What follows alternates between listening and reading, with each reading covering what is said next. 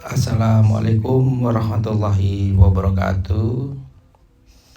Selamat siang rekan-rekan.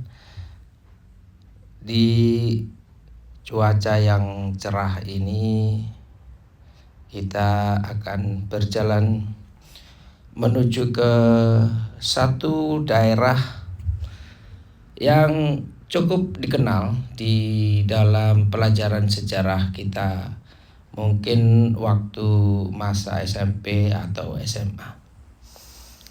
Daerah itu ada di Afrika Selatan.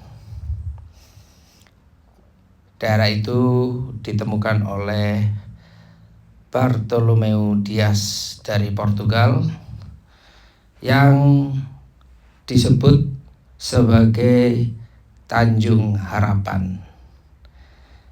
Ya, memang benar Tanjung Harapan ini terletak di Afrika Selatan. Jadi kita akan mendatangi daerah yang cukup disebut di dalam buku sejarah itu. Bagaimana kondisi Tanjung Harapan? Dalam bahasa Inggrisnya disebut Cape of Good Hope.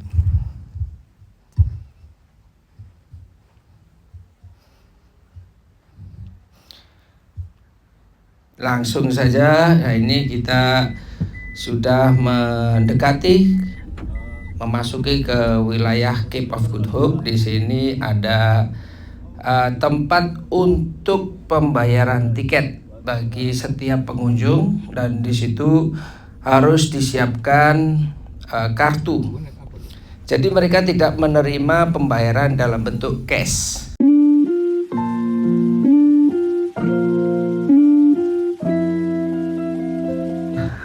50% dari harga untuk orang asing. Inilah Cape of Good Hope. Tertera di situ di dalam papannya ya. Cape of Good Hope. Inilah Cape of Good Hope itu. Ada bukit sebetulnya yang tidak terlalu tinggi. Nanti kita akan menyusuri. Nah, di situ kelihatan lautnya. Lautnya ini banyak dikenal sebagai laut yang dengan gelombang-gelombang badai ombak yang cukup dahsyat lah ya.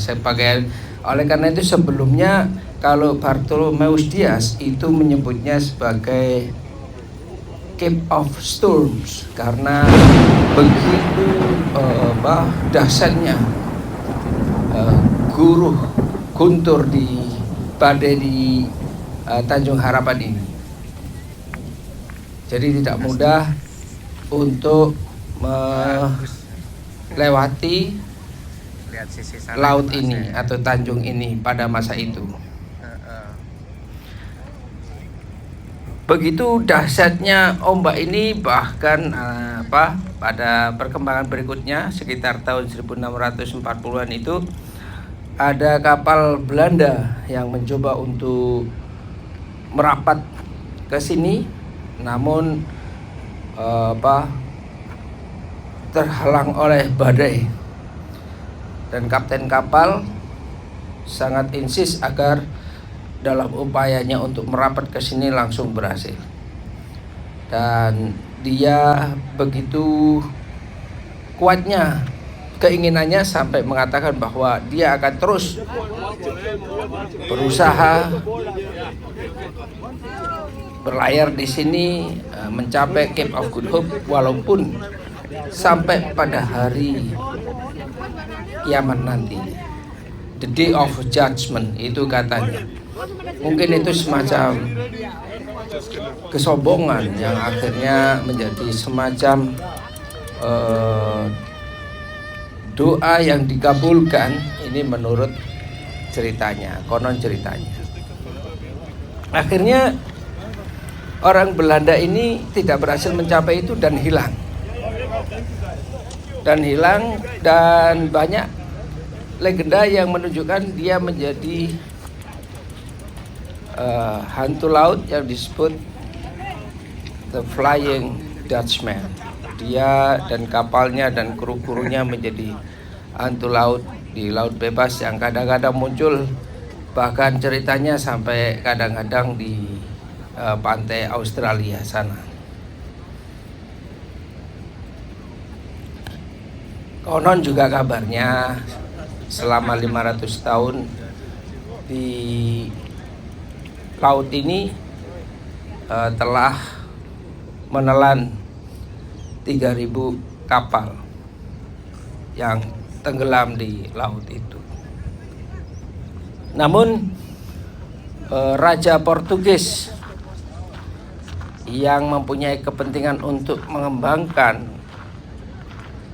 koloninya, wilayahnya, itu justru memberikan nama yang positif. Dia memberikan nama bukan sebagai Cape of Storms, tapi sebagai Cape of Good Hope, Tanjung Harapan, yang memberikan harapan dan pikiran-pikiran positif yang akan menjadi jalur, ternyata jalur perdagangan orang-orang Eropa akhirnya dapat menuju ke Asia, India, termasuk Indonesia. Ini adalah pantai Cape of Good Hope.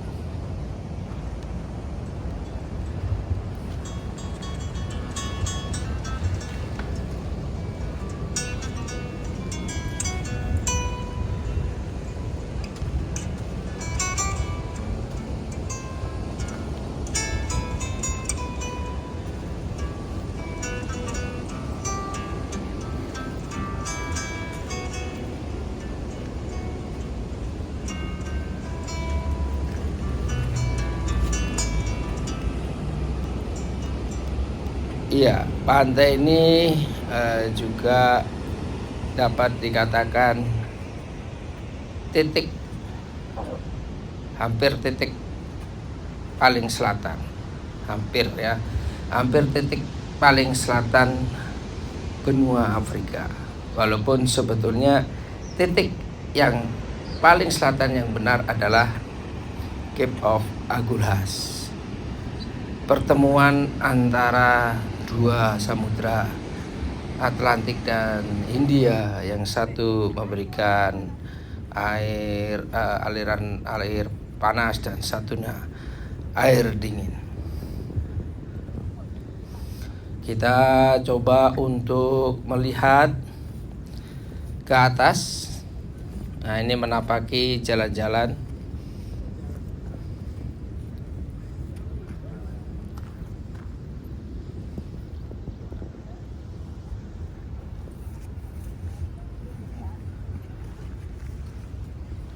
cuaca sedikit mendung akhirnya di sini.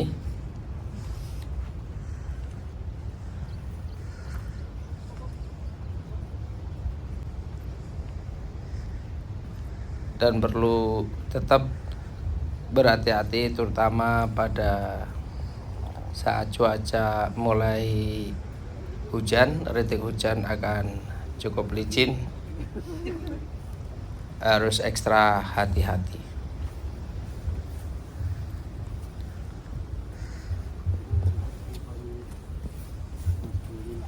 Ini ada sejumlah orang-orang Indonesia yang berkunjung ke Afrika Selatan dan menyempatkan untuk melihat Tanjung Harapan yang begitu melekat di banyak pengetahuan anak-anak atau orang-orang Indonesia, karena memang tersebut di dalam buku sejarah. Ternyata jaraknya cukup jauh dari Indonesia. Bayangkan Indonesia terutama Jakarta menuju Cape Town, itu jaraknya 9.470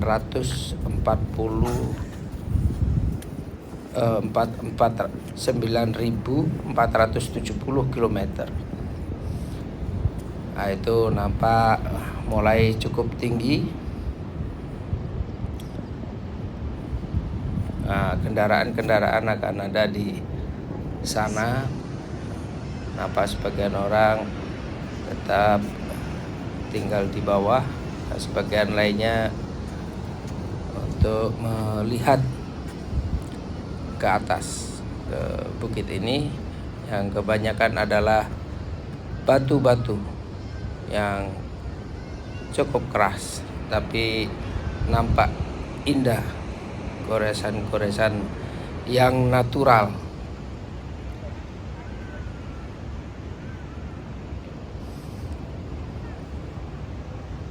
Ini masih terus ke atas dengan batu-batu yang cukup nyeni.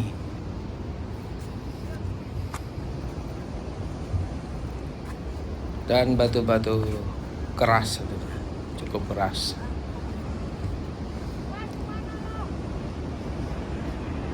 Dan di Tanjung Harapan ini, Syekh Yusuf Al-Makassari, seorang ulama dari Makassar, karena perlawanannya terhadap pemerintah penjajah Belanda yang pada waktu itu dia dari Makassar, dari Kerajaan Goa. Beliau melakukan perlawanan di Banten bersama Sultan Ageng Tirtayasa. Karena Goa pada saat itu sudah diduduki Belanda. Dalam perlawanannya, Syekh Yusuf Al-Makassari menderita luka-luka. Salah satu anak dari Sultan Ageng Tirtayasa, beliau memiliki 3 orang anak, dan salah satu anaknya meminta bantuan Belanda, sehingga terjadi pertempuran yang salah satunya memihak Belanda. Syekh Yusuf Al-Makassari yang luka-luka itu dibujuk akhirnya oleh Belanda. Namun setelah memenuhi dibujuk, ternyata beliau ditangkap. Pemerintah penjajah tidak memenuhi janjinya. Seperti juga di banyak dialami oleh pahlawan-pahlawan kita yang lain, dibujuk dengan janji-janji akan diberikan sesuatu atau dipenuhi permintaan-permintaan tertentu, namun setelah bertemu malah ditangkap. Dan Syekh Yusuf ditangkap. Beliau ditahan di Batavia, kemudian diasingkan ke Sri Lanka, Ceylon. Di sana beliau masih memiliki pengaruh yang kuat, berkomunikasi dengan banyak ulama-ulama, dan pengaruhnya masih sangat dikhawatirkan oleh pemerintah Belanda. Akhirnya pemerintah penjajah Belanda memindahkan beliau ke Cape Town, Afrika Selatan, pada Juni 1693. Beliau tiba di sini dengan kapal Footbook. Beliau didampingi dengan keluarganya dan ulama-ulama dan pengikutnya berjumlah 49 orang. Ya, dari titik ini Syekh Yusuf akhirnya menuju ke Cape Town dan beliau akhirnya ditempatkan di daerah yang disebut Zandvliet. Ya, nama itu akhirnya dinamakan Al-Makassar atau Kampung Makassar atau Makassar. Dia berada di Cape Town, diberikan nama sesuai dengan asal-usul dari Syekh Yusuf Al-Makassari. Sekalipun hanya sekitar 5 tahun beliau menyebarkan Islam di Afrika Selatan. Setelah itu beliau meninggal. Beliau meninggal tahun 1699.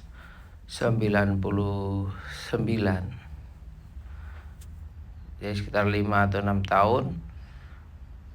Namun beliau tercatat sebagai penyebar Islam yang pertama di Afrika Selatan, yang memperkenalkan Islam, yang menyebarkan Islam yang pertama di Afrika Selatan. Dan beliau menginspirasi bangsa Afrika Selatan ini untuk melawan penjajahan Belanda. Atas kontribusinya itu Syekh Yusuf Al-Makassari diberikan gelar pahlawan. Beliau menerima gelar kepahlawanan yang diberikan oleh Presiden Oliver Reginald Tambo tahun 2005 atas kontribusinya yang signifikan. Ya, pelan-pelan aja bagi perjuangan Afrika Selatan. Makam beliau sampai sekarang terawat dengan baik dan banyak tokoh-tokoh Indonesia dan ulama serta masyarakat Indonesia yang berkunjung ke Afrika Selatan menyempatkan untuk mengunjungi keramat beliau untuk mendoakan beliau. Kebetulan ini karena cuacanya agak gerimis, akhirnya kita semuanya memutuskan untuk segera turun.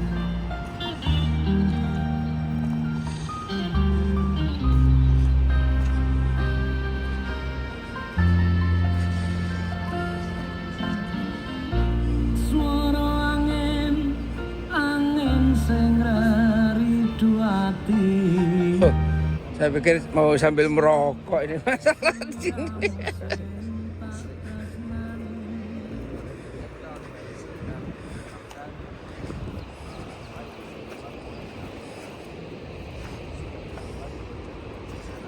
Iya, bagus di video. Hati-hati mas, hati-hati. Iya, harus double, hati-hati. Nanti punya saya bisa saya kirim ke Mas Saladin.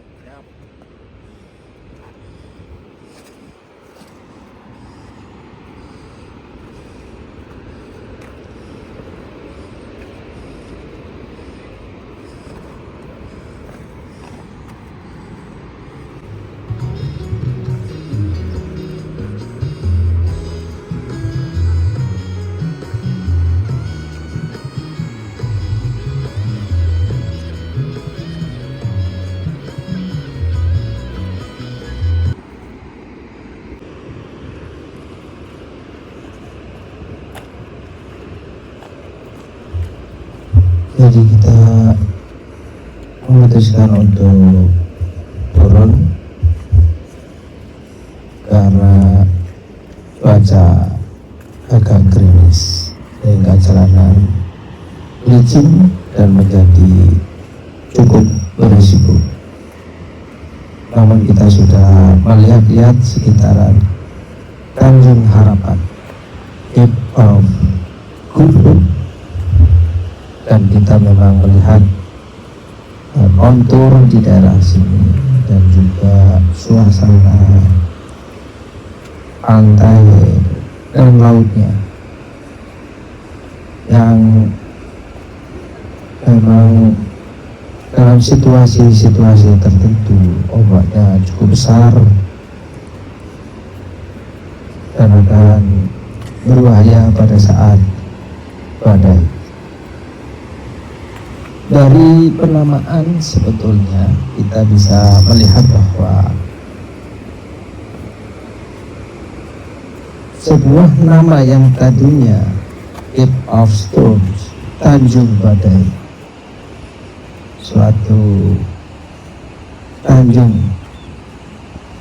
yang banyak badainya, itu diubah menjadi Tanjung Harapan.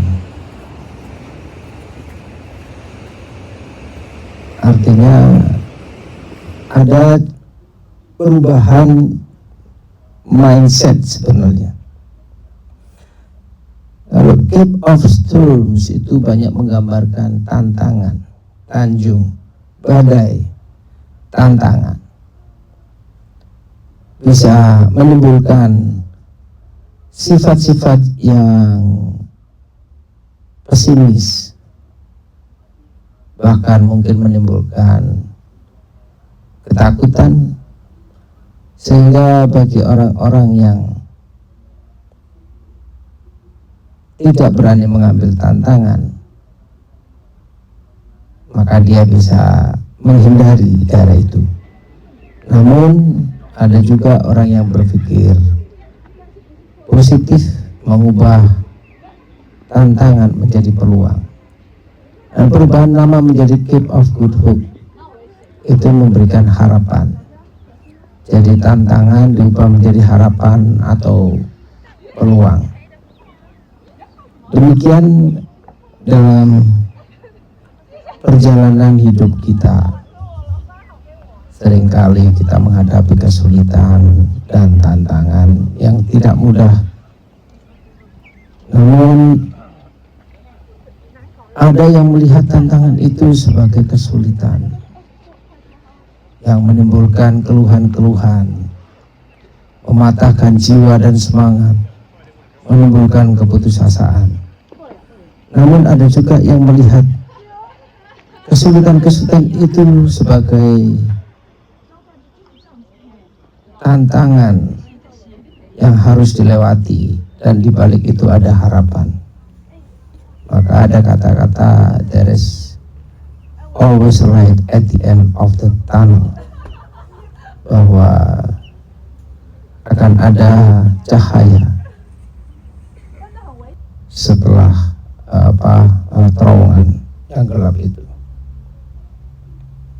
There is always a light at the end of the tunnel. Ini hampir sama dengan perubahan nama Cape of Storm menjadi Cape of Good Hope. Pun demikian juga yang terjadi atau dialami oleh Syekh Yusuf Al-Makassari.